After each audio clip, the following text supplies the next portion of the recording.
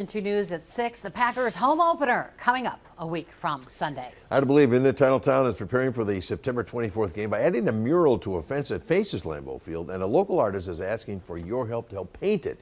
In this First Alert update, Emily Riley shows us the collaboration needed to bring this art project to life. Right now, the yellow fence behind me is just a blank canvas, but soon it will feature artwork painted by the community. Zane Stotts, a local artist, has been painting fences neighboring Lambeau Field for the past 8 years.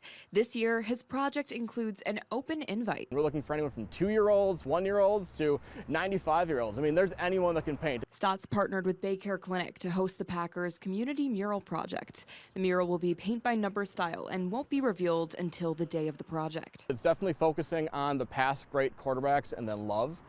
It's nothing corny, so don't worry.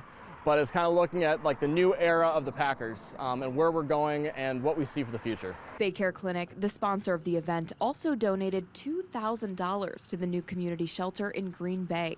They say they're excited to see what comes of the public's handiwork. We're looking forward to making this a new tradition here in Green Bay and partnering with Zane as long as we can. The collective effort to paint the mural is on Saturday, September 23rd from 10 a.m. to 5 p.m. on Lombardi Avenue.